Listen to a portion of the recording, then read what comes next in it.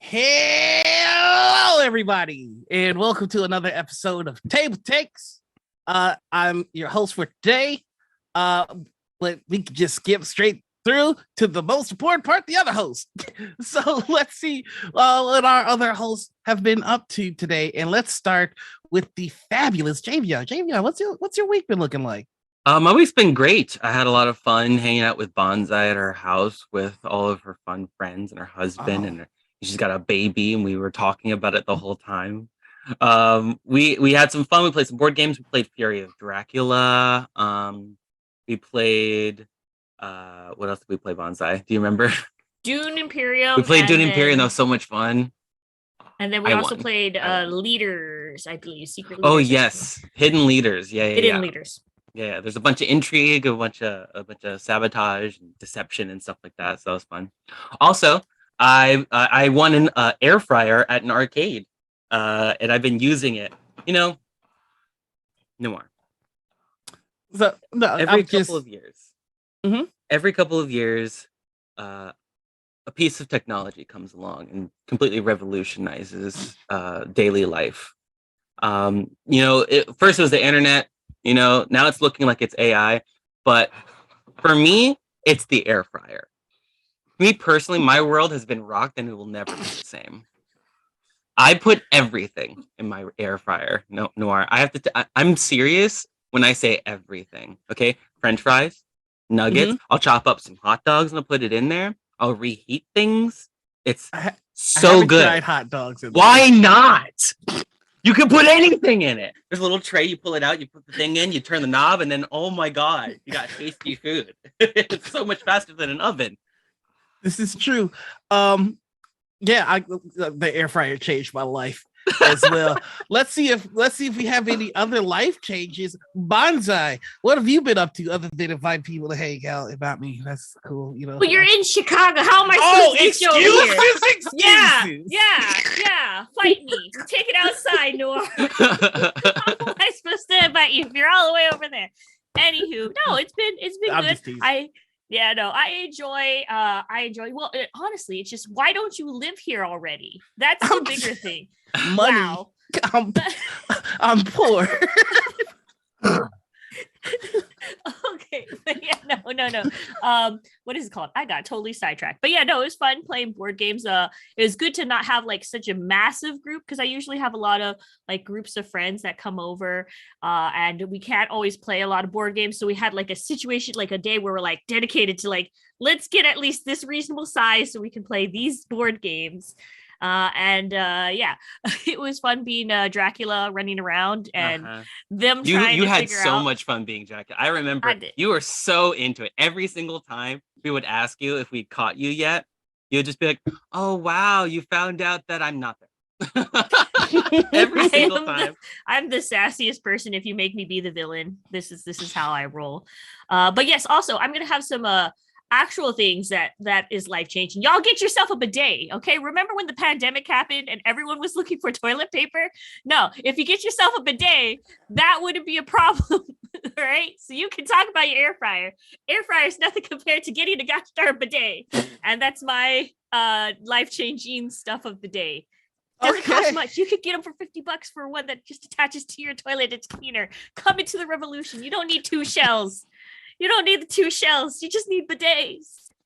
You're welcome. See, the air fryer is the before, and then So, the bidet is so Peter, Yeah. How's your week been? Save us from this bidet air fryer talk. Yeah, thank you. Good. I went to Colorado last weekend to see my father. My father lives in Colorado Springs, and so I try to get down there to see him every couple of months. The crazy old guy. He's I love him dearly, but he's not doing so well. So not sure how much longer he's going to be with us. So tried to get down there and see him. It was good. It's good to see him always. And my good friend Daryl lives in the same town. So that was good. How about you, Noir? How was your week? Oh boy. Well, it's been a good one. First off, happy Black History Month, everybody. This week has been pretty chill. We aired the session 0 of Clear Sky Star Trek Perseverance, which is a show that I'm doing that I've been super duper excited for. And there might be some interesting things related to the show that we're doing with Star Trek Online. So if you play that, keep an eye out. You might see some familiar faces. Wow. So yeah, that's been me. But you know what? I think now that we've reveled in the majesty of, you know, hanging out with family, air fryers and bidets, we need to get to the core of what we talk about here, and that's TTRPGs. Javion, where would you like to start us off with that? How about I start us off with an exciting announcement that we've all been waiting for. Year after year, we tune into Kickstarter for all of the best upcoming indie and otherwise tabletop related stuff that we usually have to wait a long time for, sometimes stuff that we can get almost instantly. But one thing we can always rely on is Zine Quest, and Zine Quest has once again returned for 2023. That's right, for the whole month of February, Kickstarter is helping independent developers and anybody who wants to make an RPG or release some new content for tabletop role playing can do so. Kickstarter has what's called Zine Quest, and zines are basically short form tabletop role playing game content. And that might mean anything from a DIY publisher making some extra content for your favorite RPG, or a self-contained RPG in itself, right? So you might find a short RPG that you might be able to flip open in a brochure. It might be the size of a business card. It might be a couple pages, but the part that we're really interested in is the fact that it's small, right? It's half of the word magazine, zine. It's tiny. So yeah, there's tons and tons of content that you can actually take a look at now. It's already started. But it's not too late to make your own submissions to Zine Quest, because there is a link that you can find that we'll post in chat where you can build your project on the Zine Quest landing page. It'll give you an automatic Zine Quest tag, and Kickstarter will promote zine projects throughout the whole month in their newsletters, throughout the site, on social media, and whatever else they can find to get the word out about your zines. Now, us folks here at TableTakes, we've been brainstorming different ideas for zines. We've been thinking about coming up with one for a long time, so maybe you'll even get to see one from us. Have you ever wanted to play as one of the TableTakes folks? Have you ever wanted to pretend to be a producer, trying to wrangle a bunch of people who like to talk about board games? Maybe we'll make our own. We'll see. But it's like I said, it's not too late for you to submit your own as well. So some of the options that we've seen thus far for Zine Quest, actually one we're going to be talking about later, thanks to Bonsai. It's called Lord Sorn. But I'll leave it to Bonsai to tell us about that later. So stay tuned for the crowdfunding section. And stay tuned next week as well. We'll be covering tons and tons of zines in our Zine Zone recurring segment we do every year whenever Zine Quest happens to be. Sorry, go ahead. Oh no, I'll just say heck yeah. I'm excited for that. Yeah, absolutely. We're excited about it every year. I can think of a bunch of zines that I've kickstarted myself. Usually the tiny zines end up getting put into like a big compendium, or they are a limited run and you can't get them anymore. So you really want to jump on to the zine train before it leaves the station. Yeah, but there are really cool ones. There's like tiny little goblins that you can play as, who are like, convening to try to get a bunch of trash. Or you can just add some more monsters to your world. I think there's a Morkborg zine right now. So if you play a lot of Morkborg and you want some more monsters to play with, or if you're just looking for some inspiration for maybe like a solo RPG or something like that, there's so many different ones to choose from. So definitely keep your eyes open for the whole month, February. All right. Thank you very much for that, Javia. And you gave us some nice sneak peeks for what's happening later on in this episode and next episode. That's pretty cool. Fortunately, I've got to jump in with some news that isn't so cool. So Andrews McNeil Publishing is shutting down their TTRPG division. This news brought to us by Christian Hoffer at comicbook.com. Thank you very much for the story. Christian reports that Andrew McNeil's publishing has reportedly shuttered its RPG division, canceling the contract of at least one upcoming project. Yesterday, Tanya DePass and B. Dave Walters announced that Andrews McNeil Publishing had canceled its contract to publish Into the Motherlands, an Afrofuturist RPG, and was closing its RPG division. Despite keeping up our end of the bargain and doing all of our work in good faith to get the publisher a final manuscript by their deadline, they informed us they are no longer publishing RPGs despite having a contract with us, and terminated it during a meeting to inform us of shutting down the RPG division, DePass and Walters wrote. The pair added that they are meeting with another publisher this week in hopes of moving their project, but were prepared for the possibility of self-publishing as well. Andrew McNeil most notably publishes Zyhander, a grim and perilous fantasy RPG designed by Daniel Fox, and who then joined Andrews McNeil as an executive creator of games in 2019. Several other RPG books that use the Zyhander game system were also published by Andrews McNeil, but the RPG division had branched out with campaign setting books based on Oz and Neverland, and had publishing contacts for Into the Motherland and Swordsfall, although progress on that project went silent in 2021 after its creator became embroiled in controversy. So unfortunately, it looks as though we're going to have to wait for Into the Motherlands, and the future for Swordsfall has looked dim for some time now, but we'll see what comes of this. Hopefully Into the Motherlands finds new publishing, because they had amazing people working behind the scenes to bring this all together. Honestly, I just want my Afrofuturist game. I don't care where I get it from at this point, because it's been a tumultuous time getting these to print. You guys have any thoughts? Have you watched any of the Into the Motherland content? Have you? Yeah, I mean, look, yeah, Ben, I'm so sad for Tanya DePass. I mean, she's really put a lot of herself into this, a lot of heart into it, I think, and it's been such a greatly acclaimed project. So I guess the good news is that I'm sure they'll find somebody else to publish it, or maybe they'll publish it on their own. It certainly has a lot of recognition and momentum behind it. So I certainly hope for the best here. Yeah. Oh, go ahead. I'm sorry. Oh, no, I was just going to say, because I backed the Motherlands as well, just because I want to see more of this kind of content out of there, more of these kind of stories and stuff like that. And same thing with Swordfall. Unfortunately, it seems like both of these, like, what we really, really want, having these like either like sci-fi backgrounds of this kind of or Afropunk. It just seems like it's kind of like, oh, why are they both hitting a wall? I just I just really want to just have the content out there, so we have it, and thus inspire more people to make more of these kind of RPG settings. Yeah, like I'm just hoping for some good news out of this whole thing. But speaking of good, I think Peter, you might have some good for us.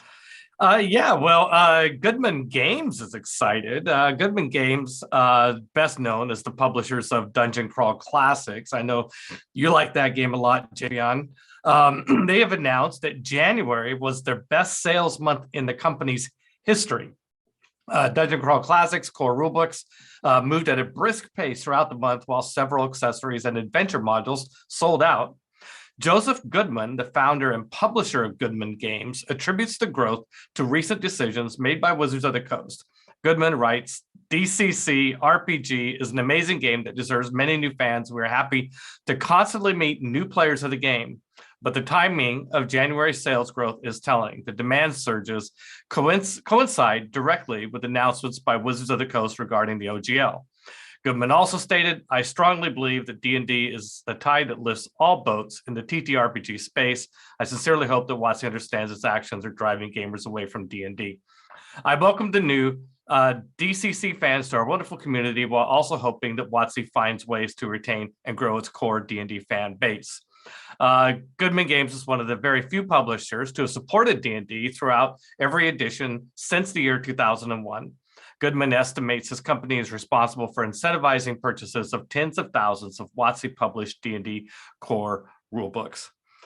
So, hopefully that situation has been resolved by now, but it is kind of interesting to hear from a publisher who says, yeah, well, our sales were really strong when all that was going down. And so, yeah, I thought that was worth talking about. Yeah, I absolutely agree. My first guess when you said that they were attributing some of their success to something before you even mentioned D&D was Gen Con, because I remember there's a huge banner, and I remember there's a ton of people playing it throughout the whole weekend. But I've of course seen Dungeon Crawl Classics plenty of different spaces, and myself, I promote it whenever I can when somebody's looking for a new RPG and they really like the monster slaying dungeon crawling feel. But I mean, wow, they really just like had no holds barred when they're talking about how D&D dropped the ball and they picked it right up and started letting other people try their system. So I think that's really good. I think it's bad for the people who thought that this was going to be a good idea to release this OGL. But I think it's great for the people who are getting a new start, a new RPG to play. It's all about variety. Yeah. Yeah, I think this is just a great sign that the TTRPG space is just so much bigger than any one brand. So things can be chaotic on one side, games can be shutting down on another side, but somebody in the space can still be winning. So I think that's a great sign for our hobby just in general. Speaking of great sides, I didn't have a segue ready. So Javion, come save me. No worries. Okay, so here's a new board game that perhaps some of you fans of Scythe might be excited to hear about.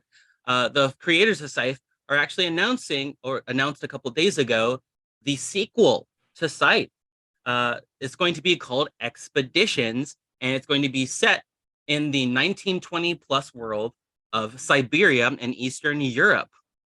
There's going to be a lot of changes to the core game that make it a completely standalone game, but there's a lot of things that are going to help keep that original feel of the exploration, of the area control, and the interactivity between players alive.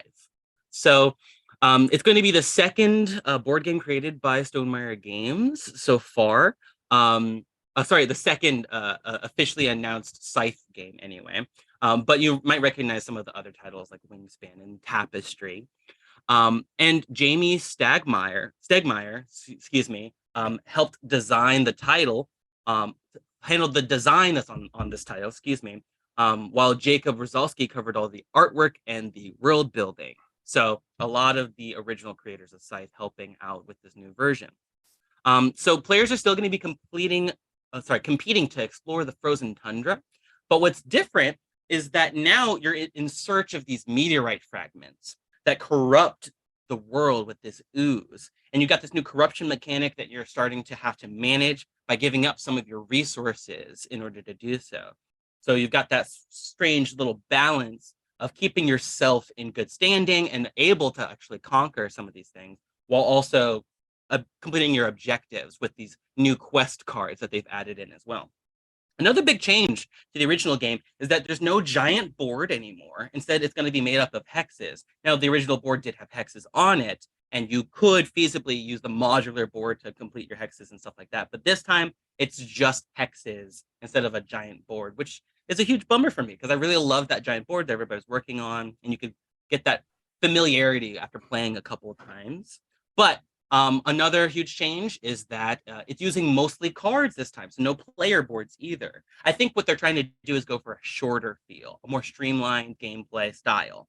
Whereas the original game played in about 90 minutes or more, maybe up to 120 or 150 even.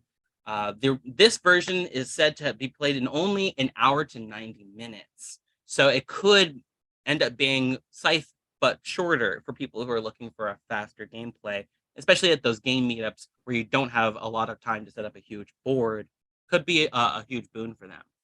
Now, I think something that's interesting that the Dicebreaker article that we're using pointed out, and a quick shout out to the writer or the contributor and publisher, Chase Carter, thank you very much, is that Stonemaier actually divested from their Russian partners last year during an initial flare-up of the country's illegal military activities against Ukraine, which I'm sure you're all tired of hearing about, but I mean, I'm sure the people in Ukraine are tired of hearing about it too, which is still ongoing. But it just goes to show, apparently, the game is still being released. In fact, it's going to be released very soon.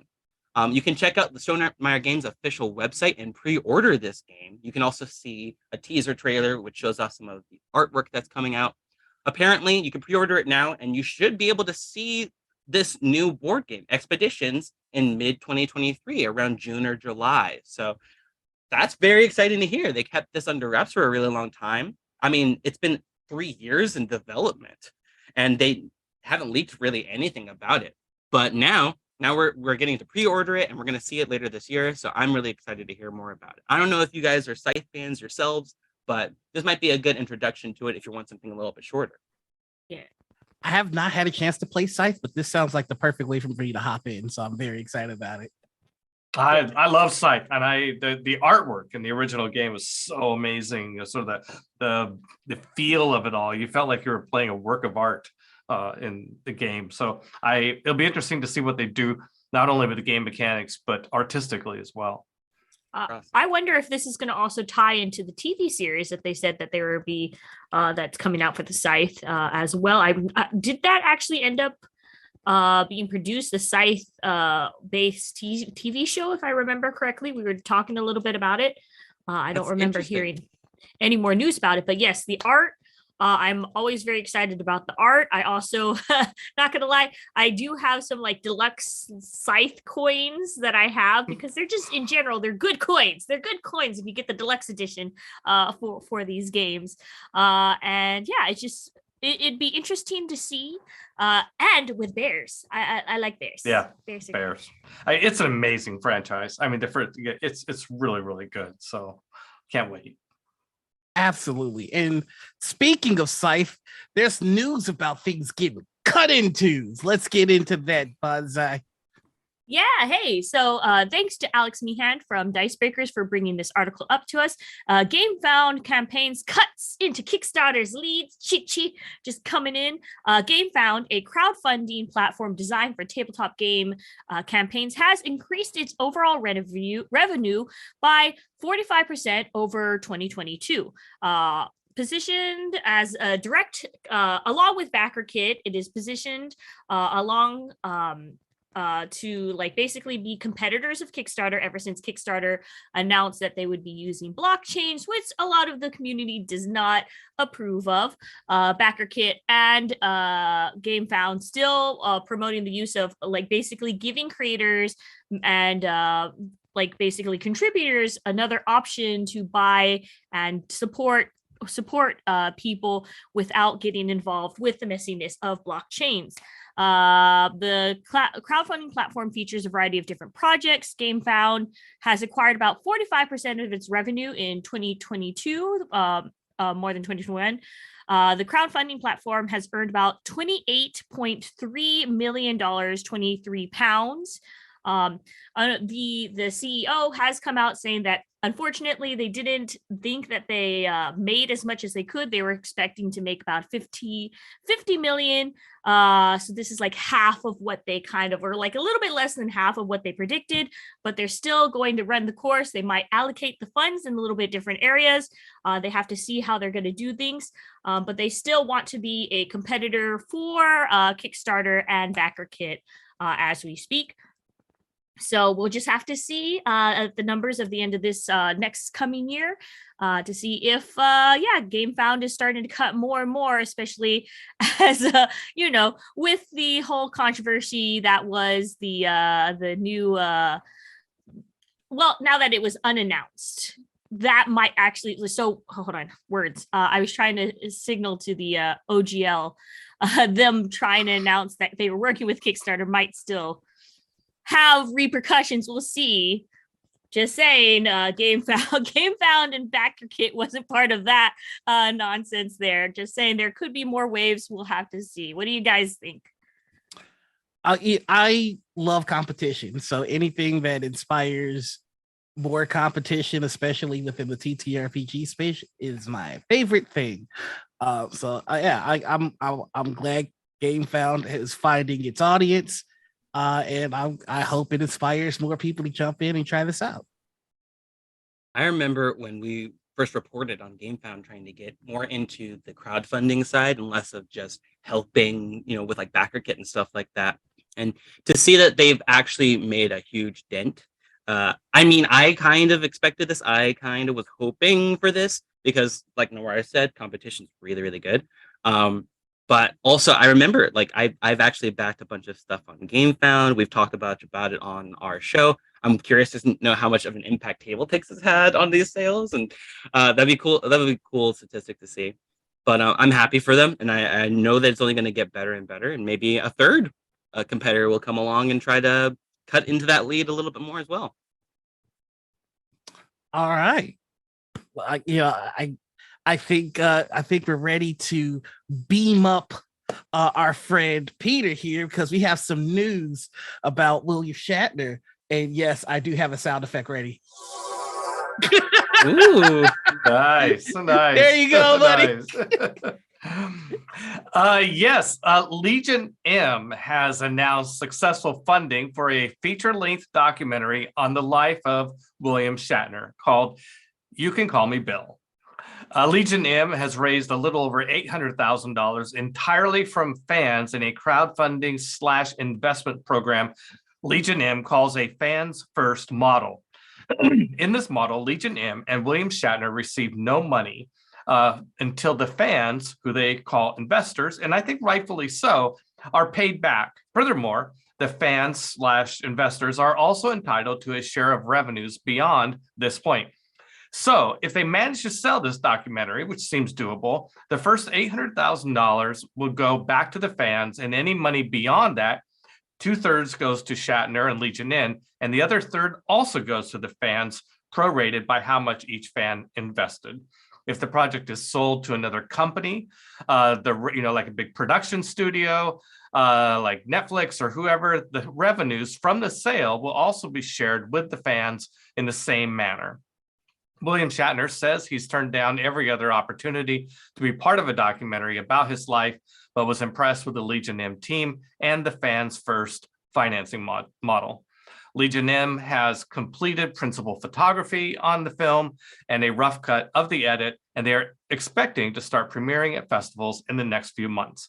This documentary was directed by Alexander O. Philippe, who has created documentaries in a long list of geek culture topics like zombies and George Lucas and the shower scene in Psycho and the Klingon language and the making of Alien. So that's a promising sign as well. So I really, it sounds like this thing's going to happen. It sounds like they're going to be hitting the festival. Hey, who knows? Maybe they'll hit the Seattle International Film Festival. We can only hope. That's awesome. Like I'm excited just for anything Star Trek. Like I want more Star Trek. Yeah. Can never I was get thinking enough. of you. I was thinking of you, Noir, when I put this together. You and Anita. I really hope I learned something about William Shatner from this documentary, because I was not part of the Star Trek generation that got to experience him in all his glory. So I think the most exposure I got was basically just that the shows that he's done like on daytime television. So that wasn't Star Trek. So I have to say, because I've been doing a lot of binging, it's worth watching the original series. It still holds up. Yeah. And There's a lot of his other work. I mean, I loved Boston Legal. That show was so good. Yeah, that was pretty good. Also, you can't forget his lustrous singing career as well. If you want to look up William Shatner, I wonder if that's going to be in the documentary. And his I had a friend once say that William Shatner has mastered the art of being William Shatner. I mean, nobody can do it better. I hope somebody says that about me someday. Yeah. He's great. He is a great guy. He's a great actor who's not above making fun of himself, and doesn't take himself too seriously. I don't know. Anyway, yeah, he's a great guy. And people that I know who know him have said the same thing. That in real life, he's just a lot of fun to hang out with, and he's just a good guy. So I can't wait to see the documentary. That's awesome, and that's a lot of ground to cover with that documentary. You might need a guide. I think JV might know a little bit of something about guides, though. Why don't you help us out with that? Sure thing. I am a huge fan of the Kobold Guide series. Kobold Press has released a bunch of different guides. I have a couple myself. The Kobold's Guide to World Building, the Kobold's Guide to Magic. Basically, they're resource books. They're source books. They help people learn what they can do, get some inspiration, read some essays on world building, magic, or whatever else happens in typically fantasy RPGs. Well, coming soon is another installment of their guides called the Kobold Guide to Dungeons. Now, you may be wondering what the kobold part means. I am as well. I remember reading the intro and it did talk about why it's kobold. I think it's just part of their brand, so don't read too much into that. There are no kobolds trying to explain dungeons from the perspective of a kobold or anything like that. It's literally just lots and lots of veteran hobbyists from the tabletop role-playing game genre writing essays and trying to inspire people to do the things that they were able to do themselves. So whether or not you are like me and you're running a module that has a big mega dungeon or several dungeons in them, or whether you're a homebrewer out there trying to build your own dungeons and you need a little bit more inspiration, or maybe you've never done it before and you don't really know where to start, the practical essays within this 100-page book, softcover book, give you insider tips and tricks on how to design nonlinear dungeons. Think in 3D to make amazing spaces. Make every room count even when there's no monster. Create solutions in addition to combat, and doling out treasure without blowing the bank or making your campaign a little bit too overpowered or off balance in one aspect or another. So the Kobold Guide to Dungeons is going to feature essays from lots of classic voices from RPG canon, such as David Cook, you might know him as Zeb, Frank Metzner, Lawrence Schick, and it also includes newer voices, including Dominique Dickey, Sadie Lowry, and Aaron Roberts. So you're getting a huge, diverse cast and tons of different ways for you to just get some inspiration. It's great to read on the bus or waiting in line at the DMV or something like that, whenever you're in between actually preparing your game and playing your game, right? So it's going to retail at $20 is what the soft cover retail value is anyway. Don't expect any hardcovers or anything like that. That's typically not the Kobold Guide style, but it makes it really easy to pick up and use on the fly or just carry with you and not worry about it getting too sticky or anything like that. And also important to note, the Kobold Guide to Dungeons, like most of the Kobold Guides, are supposed to be system agnostic, meaning you can use them with any tabletop role-playing game. However, they do have other 5e content, such as Deep Magic 5e, which was recently offered as specifically a source book about magic for use with 5e. So if there's still, I know there's still people out there like me who are still using 5e for your campaigns, trying to wrap them up. I know I am. You can still find plenty of Kobold Guide content, Kobold Press content for your campaign. Now, another last interesting thing I found about this article, given to us by William Niebling, thank you very much, ICV2, is the release date. Anybody want to guess when this Kobold Guide is coming out? Completely unrelated, but I thought it was kind of... Oh, why don't you tell us? Yeah, why don't you tell Stevion? Well, it's May 24th, which just so happens to be my birthday. Which, What? I mean, I'm not saying mark your calendars or save the date. They did this just for you. Just for you. They knew how big of a fan you are, and they're like, you know what? We'll make it Javion's Day. Maybe you're Javion's right. Day. Oh, well, they heard that I was running a big dungeon from one of my campaigns, and they just needed to make something. Oh, thank you so much. I really appreciate it. Well, we go from that. Yeah. We go from that to Kobold. I mean, these kobolds are restless. They just keep going. Kobold's Project Black Flag is going to be sticking with 5E. This article brought to us by J.R. Zambrano at Bell of Lost Souls. He reports that Cobalt Press announced yesterday that Project Black Flag was going forward with an unchanged timeline and plans to embrace and expand on 5E. After Wizards of the Coast put the entirety of the 5.1 SRD out into Creative Commons, the news just keeps coming. This week started off with a bold announcement from Cobalt Press about its upcoming open RPG system. The system, titled Project Black Flag, originally came with an announcement from Cobalt Press that the developers on board wanted to keep fantasy gaming available, open, and subscription-free. Now the plan includes embracing and expanding on 5E. Here's what they've said. In a blog post, Cobalt Press announced that it would keep Project Black Flag going forward after thanking their colleagues at Wizards of the Coast for listening to the community and lauding their move of the SRD 5.1 into Creative Commons. They revealed their new plans. To wit, Project Black Flag is moving forward, which means that we can expect to see some playtest documents towards the end of this coming February. Cobalt Press also expanded on some of its plans for Black Flag's future, which ironically include a lot of looking back. Project Black Flag maintains core compatibility with 5E products you already know and love, but with a Cobalt spin. Project Black Flag will embrace 5E and expand upon it.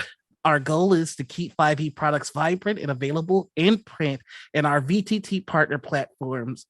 On our VTT partner platforms. Project Black Flag is one step in making this reality. So it looks like we're going to be getting more gaming news, especially from Cobalt Press, coming fairly soon. And I may have heard from a certain Cobalt that if you're interested in Project Black Flag, you may want to get to Gen Con. There might be some things going down there. I don't know. Ooh. Who knows such things? Well, Not I always me. recommend Gen Oh, Con. hint, Yeah. hint. But By you the might. Go ahead. No, by the way, hey, did you guys know that the tickets for Gen Con and the badges just went on live like just this weekend, the 29th? What? That's right. Good observation, Bonsai. Oh no, but it's exciting. I and then it'd be interesting. I may be interested in maybe checking these out. I honestly, yes. If there's a thing to sign up for, hey, I'll be there. I'll be there. Willing. Can't wait to see you all there. Not a lot of people sticking with 5e. It's interesting to see that Cobalt Press is continuing with their project. Either they're so far into it and they finished the production to a certain level that they still wanted to keep going with it, or perhaps they have more optimism about D&D 5e than a lot of us do after the OGL. So it will be interesting to see what they do. I think it's more of. Oh, sorry. Go ahead, Nora. Oh no, go ahead. I think it's more of like, you know how like you don't want to just always reward the horse with a stick. You know, you want to give it some carrots sometimes. And so maybe this is like, since they did put it on the what is it called again? The Creative Commons. This is what people wanted. This is what people, instead of just always stick, they're like, hey, thank you. Have this carrot. This is the carrot to tell you that this is a good move.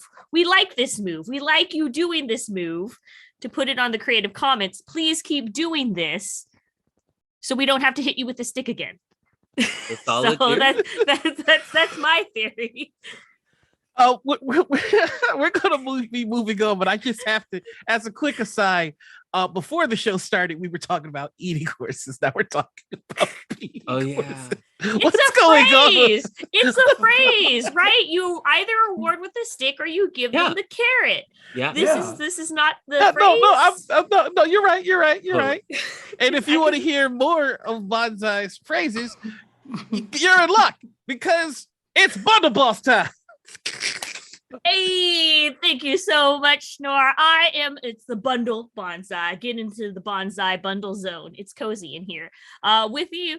Hey, kid, So you want to try some Pathfinder? Well, dude, I got the bundle for you.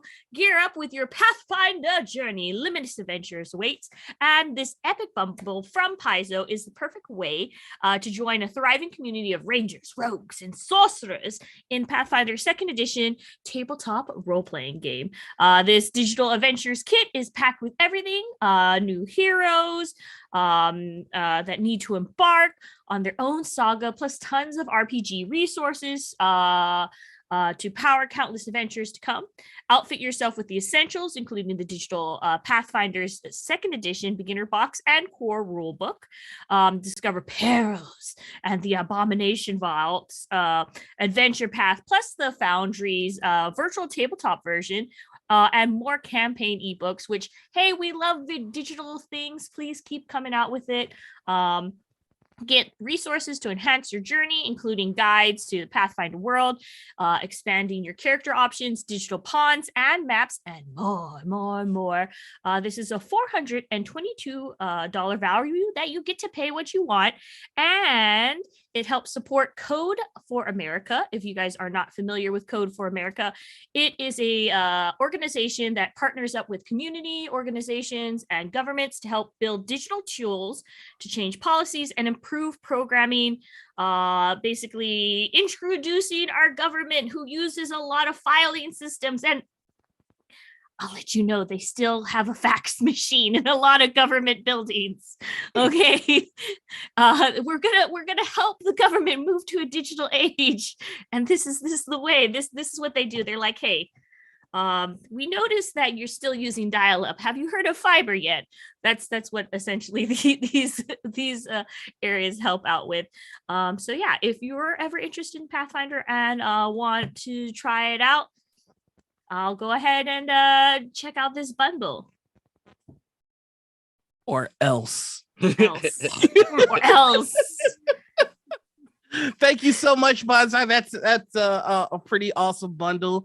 Really good deal. And I love how they titled it like it's a shady deal in a back alley. So you want to try Pathfinder? Yeah, I love that. Try Pathfinder. But enough games and friends and frolicking. It's now time for crowdfunded court. I don't know who's in charge of crowdfunded court, so let me just take it. It's Peter. Oh, yeah. Oh, we did. Oh, okay, cool. Peter, take it. What? I am? I didn't know that. Okay. I didn't know that. But hey, let's do it. Out there. There we go. Oh, Let's yeah, see. he had no idea. Yeah, I get my he hair. didn't have this wig ready or anything. All right, there we go. Crowdfunder court.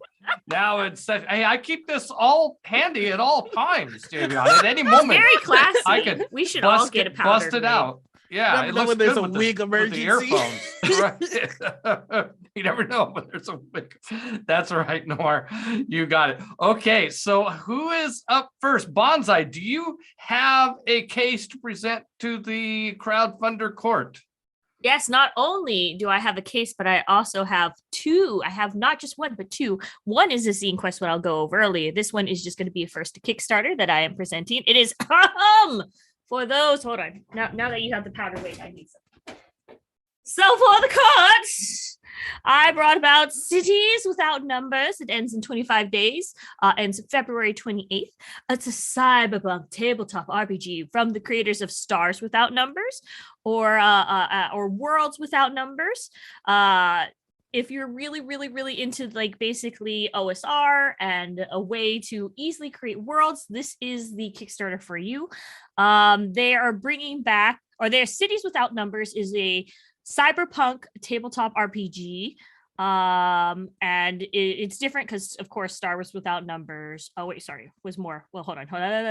Like Stars Without Numbers and Worlds Without Numbers, Cities Without Numbers, it's a lot of numbers involved, will also be built off of the OSR framework, and it will come with a free version and a deluxe version with additional rules. So if you're like, oh, I don't know, I'm a little bit intimidated, let me go ahead and dip my toes in. Honestly, the free version comes with about 90% of the content. If you want to get the deluxe version, it's just with additional rules and maps and stuff. So you can just get yourself a little bit of taste, wet your palate, just with like the other Worlds Without Numbers. So with this one, we'll be focused heavily on providing system agnostic world building tools. This time focused on creating and fleshing out a cyberpunk world. Even if you prefer to stick with, of course, Shadowrun, Cyberpunk Red, it's probably worth just checking out the game. Just to kind of give you more resources as a GM, help you flesh it out so you can just like straight up make your mega mind corporation and such, and flesh out your city a little bit more, just breathe a little bit of life. All of the XX without numbers, I like to call that genre series, is just a really good quality book for people who just want to build worlds. Wow. Yes. Well, as usual, Counselor, you've brought us a good case, but I hear you have 2 cases. I do have 2 cases because it's Zine Quest. Bring it to the quest to maximize your questing, all for Zine Quest. I think that's not going to be suable, right? That should be different enough. Well, But I have Lord Sworn. 25 days left. Also ends February 28th. A GM-less tabletop role-playing game of a broken band of soldiers trying to return home during an apocalypse. You fought for your deity, you fought for your god, and guess what? Your god is dead, and so are all your captains. What? It's true. This is the lore of the game. Your god is dead. Your god lost. Too bad. In Lore Sword, you take the role of one of 13 survivors of a recent slain god army. Your deity and your commanders have, kicked the bucket, and now you're with other survivors trying to escape to safety in a foreign area. The game is GM-less and focuses on collaborative world building. This game uses interesting custom system based on hidden 3d4 rolls. Each scene involves a random 3 of the 13 survivors, which will be rotating and playing throughout the game, with each player assuming the identity of one of those survivors. When confronted with the event in the game, each player rolls 3d4 in secret and assigns 1 value to their character and 2 other values to other player characters. So you can secretly give yourself the best die or the worst die, help out your other fellow survivors in this game, or not. I just really like this idea. Well, we were on the bad side and we lost. And so now we're lost and have nowhere to go. That's something about that grunginess appeals to me. It actually is very based off of, gosh darn, I can't remember the Greek mythology of it, of another company that just has been trapped in foreign areas and have to get out. But yes, if somebody can think about that in chat, please let us know. But yeah, that is Lord Sworn. Well, I think Ulysses was trapped by a witch and they had to disguise himself as swine to get out or something. I don't know. I might be mixing. It's another group. It's like an actual based off of a real, like 2 separate different groups of one that was like, there was one that was like a Roman army that was trapped in foreign land and they had to get back as they slowly died. Yeah. And then there was another one of like conquistadors that were trapped in like Mayan territory. Okay. We get the idea. Thank you. Yeah. Thank you, Bonsai. These are real stories. Yeah. People got trapped and it was bad. Yeah, that's horrible. Thank you. All right, let's move on to Javion. Javion, you may approach the bench. why, thank you. Okay, I also have 2 crowdfunding campaigns, but I'll make them quick. So this first one is actually not released yet. It's just the announcement of an upcoming Kickstarter. But I had to tell you all about it so you could mark your calendars and get ready. Sign up for this newsletter. Monster of the Week is coming out with a new Kickstarter called Codex of Worlds. With the Codex of Worlds, you can expand your Monster of the Week game with all new playbooks, new settings, and much, much more. Designers Michael Sands and Marek Galanka bring you a special team-level playbook with lots of options to help you unite your party of hunters. So think of things like Agents in Black. I think they're going with Men in Black there. Interdimensional Crisis Team, Touring Band, and much, much more. Plus, you can see the frameworks for 5 new settings like weird occult houses, surreal Renaissance Europe, and more. My personal hope is that they have some sort of medieval fantasy, to add in here because I was struggling to get all my D&D players to try Monster of the Week, and this would be a really easy way to do that. You can join the pre-launch mailing list and be the first to know when the Backer Kit project for Codex of World goes live. You can use the link that we put in chat if you want to sign up for that newsletter, and get ready for the Kickstarter that's coming out very, very soon. All right. Also, I wanted to tell you about, let's see if my microphone lets me do this. Hero Realms Dungeons. Ooh, fancy. Hero Realms Dungeons is the newest installment of Hero Realms. If you've never played it before, it's deck building fantasy characters. You spend your cards as money, as currency, to buy new cards for your discard pile, and eventually you'll shuffle your... This is a deck building game. You're attacking other players with your card, trying to deal damage. You get to keep some of your characters out and use them turn by turn, or you can attack other people's characters so they don't have them anymore. You're trying to reduce each other's life totals and just battle it out to see who's left standing. Where Hero Realms has had plenty of cooperative adventures and legacy packs in the past. Well, now we've got Hero Realms Dungeons, where you can get not only the newest adventures in a box to contain them all, as well as the base game, you can also go back and collect everything that you've been missing out for Hero Realms. And they have a lot. There's playmats, there's campaigns, there's travelers packs and journeys packs and all these different characters and adventures decks. There's so much. You can spend hundreds of dollars and just get it all in one giant box that holds everything together. It's very, very exciting. I love Hero Realms and I highly recommend it if you love mainstream sort of streamlined fantasy, if you love deck building, or if you just love having a good time with your friends, either in co-op style or in PvP. It's sure to have something for the whole family. And the Kickstarter ends in 13 days. You got plenty of time to check it out. All right, Javion, thank you. Noir, do you have a presentation for the court today? Yes, I do. And All right. and You may Bonsai approach. Javion and Bonsai set the bar high, so I'm gonna have to be real extra. It's my turn now.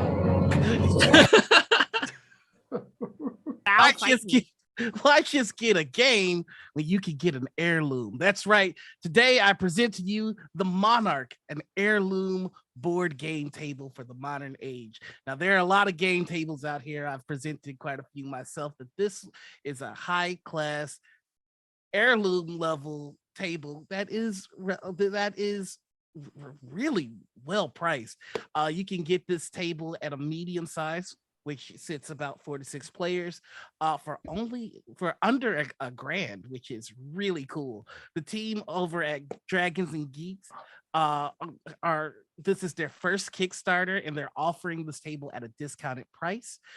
It's made out of solid wood. It's made out of ash wood. The Monarch game table is high quality. Ash wood is known for its strength and durability, making it a great choice for furniture. It's got a topper push lift system. I'm sorry, I'm laughing because for those that don't know, Bonsai is our resident carpenter. So I'm just watching. I'm not on camera. You can't call me out like that. I'm watching her look with a discerning eye. It's got a cool topper push lift system. So when you're taking the planks off to get to the game table, it's very easy. It's a water resistant table as well. And again, it easily converts from a dining to a game table, which is really awesome. I super duper want one. It's got tons of accessories on the sides too. Large cup holders, small cup holders, component organizers, little sections for you to put your dice, your card decks, whatever you want. And right now, the espresso stain is available, and it's free of charge for all backers. And each backer is going to get 2 component organizers for free. There's only 7 days left for you to get in on this. So if you're looking to get a new dining room table anyway, and you have friends, first off, what's that like? You can get this table and play all the games you want to your heart's content. You can save the progress of your game by simply turning it back to the dining room table. It's awesome. Go get it. And could you get me one too and hold it in storage until I can get out of this tiny apartment? Thank you. That's it. That's my presentation. All right, yeah, no, okay. This one is actually they did good quality. They rounded off all their corners, which is a good thing on there. The ash is a good medium dense wood that is affordable and pretty, affordable and not as heavy as walnut. I'm just saying, if you're going to look for a table, it looks legit. It looks legit. Because the wood type they use is actually You hear that? very, very quality. Bonsai seal of approval. All right. Excellent. Well done, everyone. Excellent submissions for Crowdfunder Court. I'm going to squeeze one in myself. Yes, it's a rigged jury here. And the judge can also present a case. But that's what we're going to do here real quick. I'd like to present Andromeda's Edge. Andromeda's Edge is a science fiction board game currently being crowdfunded on GameFound. It has raised $918,000 and has 19 days left. In this worker placement game, you lead a desperate faction seeking to build a new civilization on Andromeda's Edge, an uncharted region of space on the edge of the Andromeda galaxy. You begin with a space station, a few ships, and a handful of resources. By carefully placing your ships, you will gather more resources, claim moons, acquire modules to add to your station, populate planets, and build developments on them. You will battle opponents and compete with others to ascend the progress tracks, which are science, industry, commerce, civilization, and supremacy. Throughout the game, you will build up your unique faction, building developments, observatories, factors, spaceports, cities, and obelisks, and gaining station modules, which move you up the progress tracks. Advancement on the tracks is rewarded both during mid-game events and at the conclusion, and is the key to victory. Well, obviously the last presentation was excellent, and all of the other presentations were excellent as well. Thank you. Well done. Another successful day of crowdfunding court. I yield the gavel back to you, Noir, as the show host. Well, thank you all so much. It's nice that we all kept our head for another day. Please make sure that you're sticking around because up next we have TableTakes game night, and we're gonna play the Trail at the House on the Hill again. This time, less technical issues. Then at 5 p.m., join us for some joyful gaming around Sarah's table. Sarah Moore and friends play Chew based on the Image Comics graphic novel of the same name, set in a world where chicken is illegal after a catastrophic outbreak of the bird flu killed over 100 million people. The U.S. Food and Drug Administration is now the most powerful law enforcement agency on the planet. As a member of the Special Crimes Division, it's your job to investigate food crimes like chicken trafficking, egg dealing, and putting food-powered criminals behind bars. This is reality right now. You heard what's going on at the border. This is like actual reality right now. Listen, I'm gonna get my nuggets one way or another. And Saturday, join us for a special sharing of Actoroki. That's right. This week, RPG session will be at a special time of Saturday morning, 9 a.m. Pacific Standard Time. Yeah, this is the episode that was supposed to air last Wednesday, or 2 days ago. But yeah, we had a little technical issue, so it's coming. Yeah, but now you get a Saturday morning treat. And yeah, I don't know what happened, but Saturday mornings used to be where we had the best, the best TV shows and stuff. And now they've fallen off. So now we're picking up the slack and giving you something awesome to watch Saturday morning. So check it out.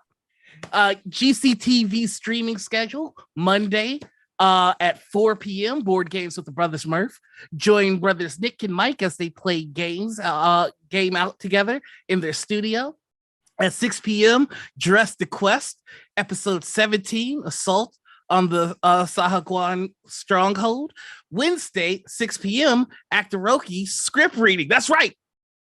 We're doubling up on Actoroki. You're getting more of it. That's right. Thursday, check us out at 10 a.m. with Blood on the Clock Tower, a social deduction bluffing game for 5 to 20 players on opposing teams of good and evil, overseen by a storyteller who conducts the action and makes crucial decisions. At 4 p.m., roll with Rim Alternus, interviews with the creators, developers, and Shadowrun. I'm on that show. It's fun. I play a neurotic Decker named Slick. Nice. And then join us back here next Friday for more Table Takes, and Table Takes Game Night, and of course, Sarah's Table. Thank you all so much for coming in, checking out, and watching our shows.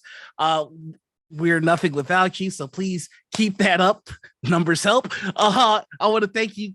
I want to give a special thank you to the host of today's show, Peter, Javion, Bonsai. It's always a pleasure.